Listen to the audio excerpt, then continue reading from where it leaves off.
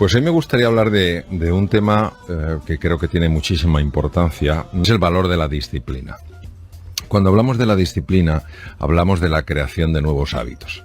Hay algo que ninguno de nosotros podemos evitar, que es el hecho de que los hábitos al final son los que afectan de una forma directa a nuestra vida. Y la pregunta es ¿por qué afectan tanto? Y la respuesta es muy sencilla, porque crean determinados circuitos en el cerebro. Y una vez que ese circuito se ha creado, es como si de forma natural la información tendiera a transcurrir por ahí. De las cosas más devastadoras que existen por el enorme impacto que tiene el ser humano es la desesperanza, es decir, verse en un túnel sin siquiera intuir la posibilidad de que haya un poco de luz. Sabemos perfectamente que cuando alguien cree, incluso situaciones muy complicadas, situaciones muy desafiantes, muy difíciles, que puede haber una luz aunque no la vea, y tiene esa fe en que antes o después encontrará el camino, encontrará la salida, y poco a poco va dando pasos, pues al final lo consigue en muchísimos casos. Y a mí me gusta pues comentar algo, que es que el regalo de la fe es que al final se te permite ver lo que primero has creído, ¿no?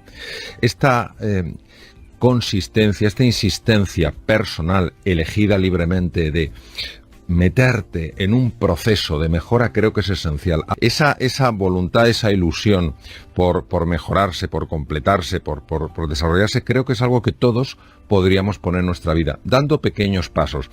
Y es primero desaprender y luego reaprender. Claro, porque ten en cuenta que lo que estamos haciendo es cambiar nuevos circuitos. Entonces tenemos que desaprender ciertas pautas, que son inclinaciones que sentimos para movernos en una dirección determinada, y empezar a cambiar otros circuitos, empezar a generar nuevas posibilidades. Esto es un proceso de desaprendizaje, nadie dice que sea fácil, es sencillo de explicar, no es fácil de hacer, y poco a poco se van construyendo nuevas conexiones. ¿Y se puede aprender a tener fuerza de voluntad? Sí.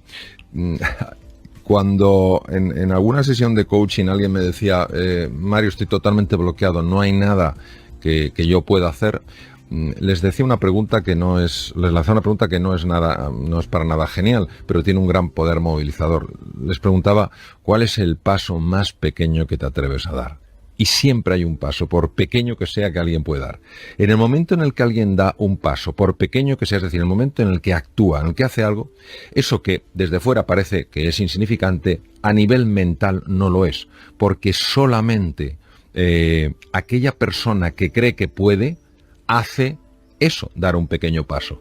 Y a partir de ese pequeño paso se va conquistando territorio. Es decir, para mí la libertad de una persona es una conquista diaria. No podemos darlo por hecho, porque muchas veces nuestros propios automatismos nos quitan la libertad. A mí me parece maravilloso, independientemente de la edad que se tenga, que cada uno elija libremente en qué quiere mejorar. Se enfoque en eso y poquito a poco dé pasos para alcanzarlo. Es decir, pensar en grande y actuar en pequeño. No importa que sean pasos de bebé, pero tu visión, aquello que tira de ti, es algo muy grande. Pero eso es lo que me gustaría transmitir aquí, ¿no? Esa ilusión, esa esperanza de que hay un camino y de que hay una mejora posible, siempre que se tenga el compromiso firme en dar esos pequeños pasos cada día. Aquella persona que de verdad está ilusionada por un objetivo, que en principio parece demasiado grande, si persiste, si sigue, está creciendo como ser humano, su mente está cambiando, y si está cambiando su mente, está cambiando su vida. ¿Cuáles son esos 3 superpoderes que tenemos todos para ser felices, Mario? Bueno, yo creo que el primer superpoder es el superpoder de ilusionarte, es decir, lo que es la inspiración, lo que ha movido y moverá al ser humano, un proyecto, una propuesta, una visión que le trascienda, es decir, que no terminen en el yo, mío, para mí. Lo segundo que le mueve es la capacidad de poner en marcha su creatividad, su capacidad de comprensión en profundidad de aquellas realidades que no son evidentes. Y el tercer superpoder que tiene es el superpoder de ponerse en marcha siendo inasequible a lo que es el fracaso, es decir, no levantándose cada vez que se cae. esta capacidad del ser humano de ir aprendiendo a medida que se cae es algo que nos ha ayudado a lo largo de toda nuestra historia. Lo que pasa es que muchas veces o no estamos suficientemente inspirados porque no tenemos una visión, o no ponemos en marcha el proceso creativo y ni siquiera tenemos una estrategia para avanzar en un terreno nuevo, o sencillamente pensamos que las cosas suceden solas, sin un esfuerzo y una dedicación por nuestra parte. Si usted se despierta un día, Mario, sin ganas de levantarse y afrontar el día, ¿qué hace?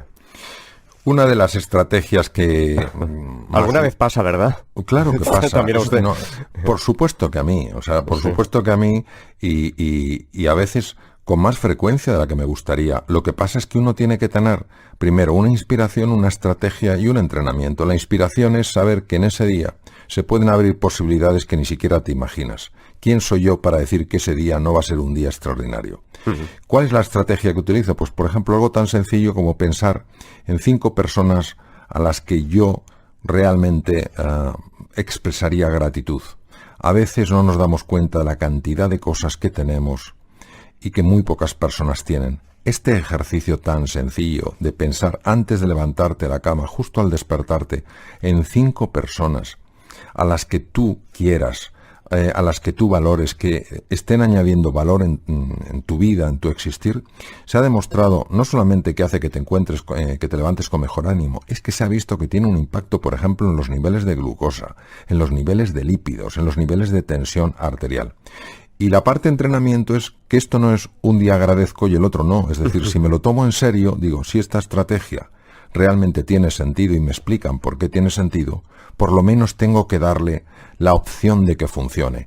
Esto de lo voy a probar a ver si funciona, lo pruebo un día y si no ha funcionado como me gusta, no sirve, eso es la excusa fácil para mantenerse atrapado en modelos viejos, mentales, que nos tienen muchas veces tremendamente esclavizados.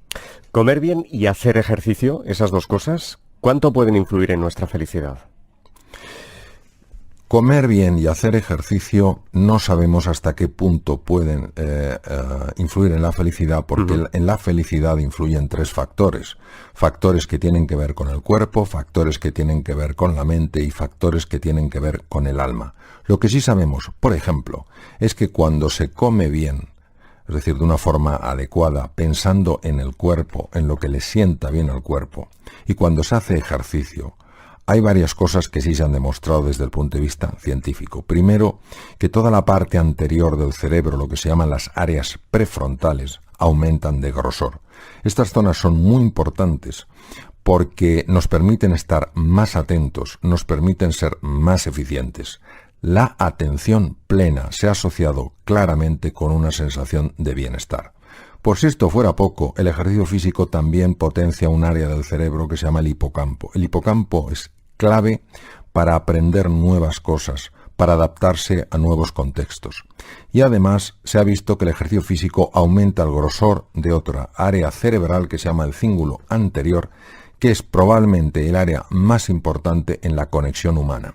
Se ha demostrado que el elemento más asociado a la felicidad es la calidad de las relaciones humanas. Si el ejercicio físico mejora de una forma evidente el área que tiene más capacidad de facilitar el encuentro con otros seres humanos, como es el cíngulo anterior, lo que no cabe duda es que hacer ejercicio físico sí tiene un impacto en la felicidad.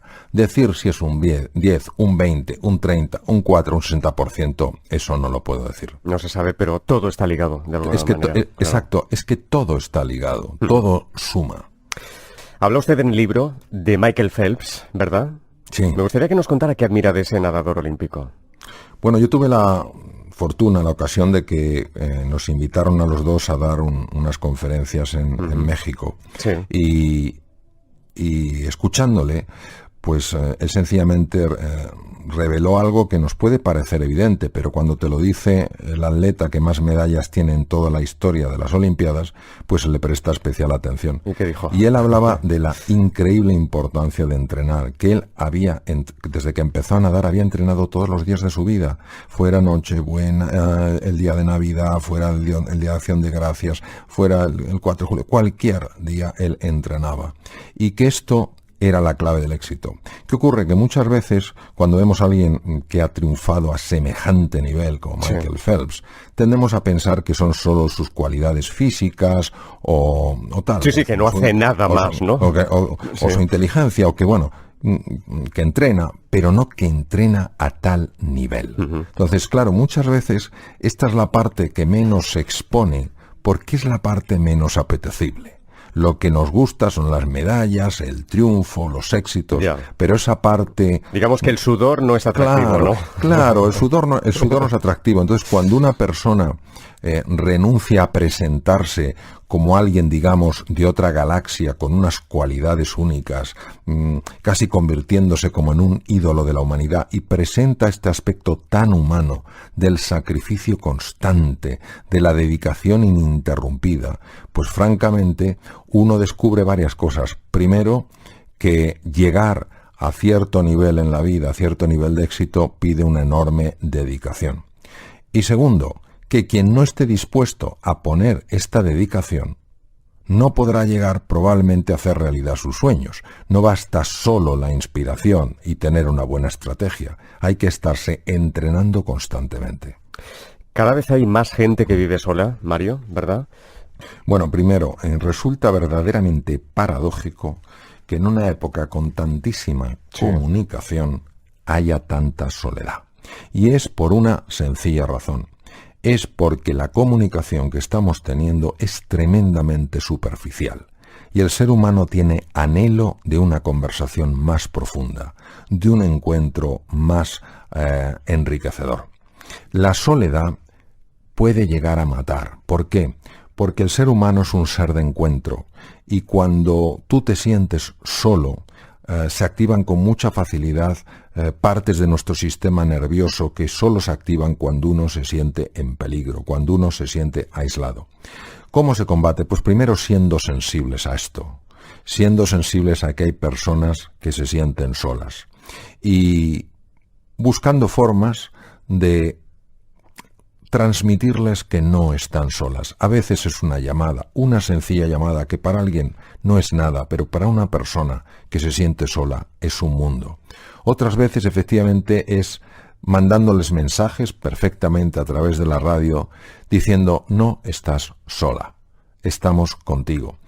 Cuando el ser humano tiene anhelo de encuentro, hasta la cosa más pequeña puede marcar una enorme diferencia. Y sobre todo eso, ser sensibles a un problema que es enorme, porque quien se siente solo no va por ahí con un megáfono contándolo. Hay que tener esa agudeza sensorial para descubrirlo y hacer ese pequeño esfuerzo, un esfuerzo sin ruido, un esfuerzo sin parafernalias, para que esa persona sienta que hay alguien que se ocupa, que hay alguien que se preocupa, que hay alguien que está, a lo mejor en la distancia, pero aún así que piensa en ella. ¿Los cambios, los retos, son necesarios y es normal que nos den algo de miedo? El cerebro humano está tan preparado para los cambios que hay uno de los dos hemisferios del cerebro, de las dos partes que tiene el cerebro, el hemisferio izquierdo y el hemisferio derecho, hay una de ellas, que es el hemisferio derecho, que está especialmente diseñado para adaptarse a los cambios. Si es así, si el ser humano es hijo del cambio, si estamos aquí porque hace 1 millón de años una serie de seres intrépidos, con herramientas prácticamente ridículas, con un conocimiento del mundo más que limitado, se atrevieron a abrazar un mundo desconocido, ¿qué es lo que nos hace tan resistentes al cambio? Y aquí hay que entrar en otra dimensión, mucho más sutil, porque es una dimensión metafísica. Es una figura que tenemos, una especie de programación mental que se llama ego. Entonces, el ego busca sobre todo controlar, busca la seguridad, busca la certeza, busca el estatus, busca el reconocimiento, busca encajar como sea. Y todo lo que sea un cambio, todo lo que sea abrirse a la incertidumbre implica descontrol. Implica a lo mejor perder estatus, porque claro, ya no puedo demostrar lo que sé en un terreno en el que no sé.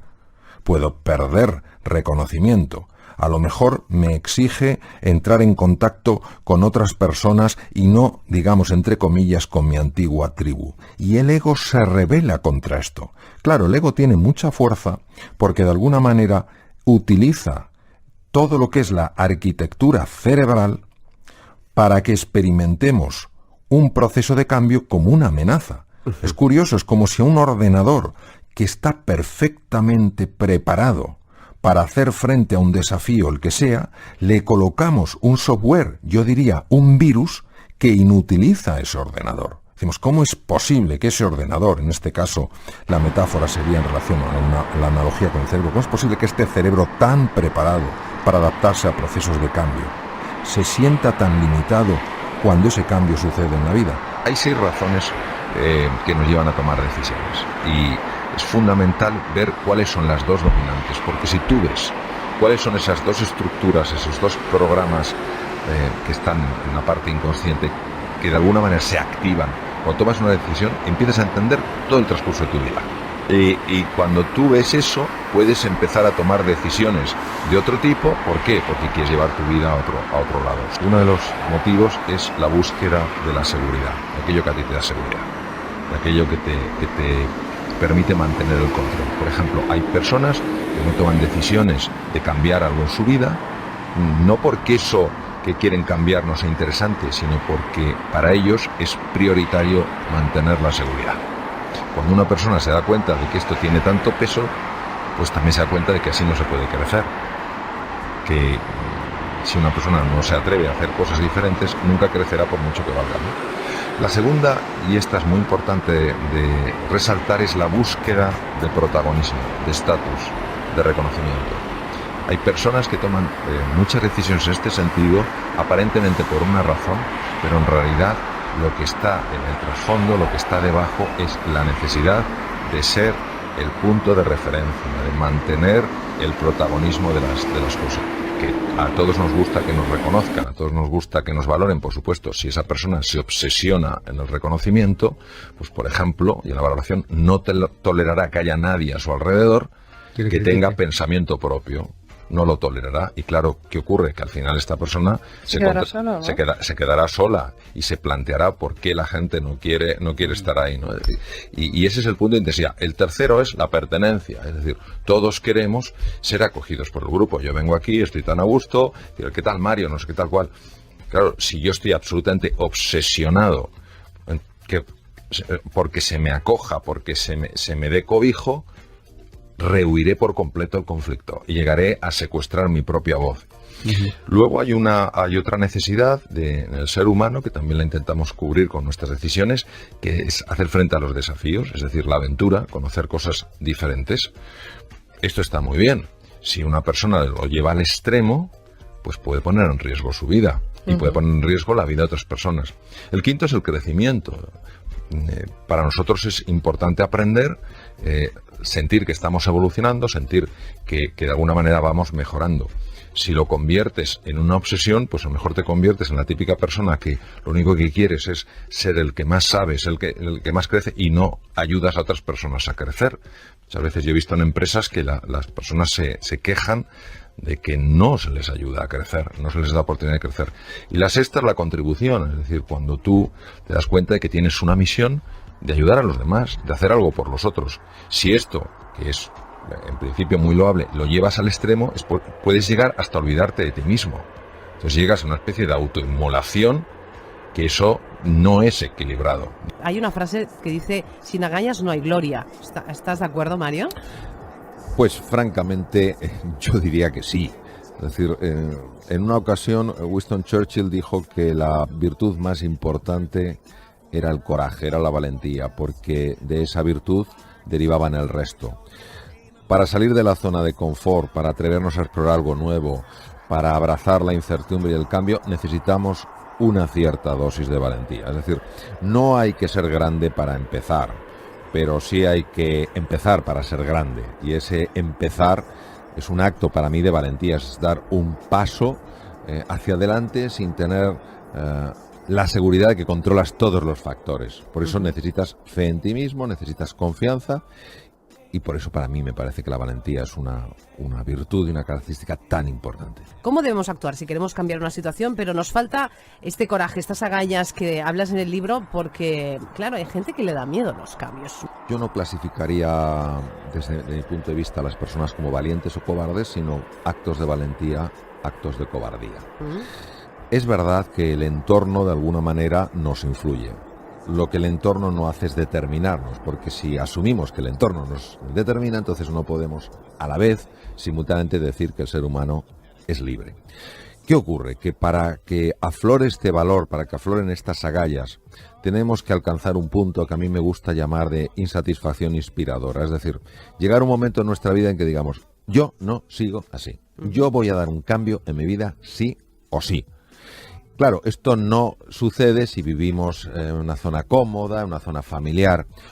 O a veces tampoco hay que tocar fondo para tener este gesto de valentía, este gesto de audacia y sencillamente que algo, una lectura, una persona, un ejemplo, un programa, una película te inspire para creer más en ti y en las posibilidades de vivir una vida mucho más acorde con aquello que te hace ilusión. Doctor, muchas gracias, de verdad. Muchas gracias de corazón. Buenas Gracias. noches. Buenas Adiós. noches.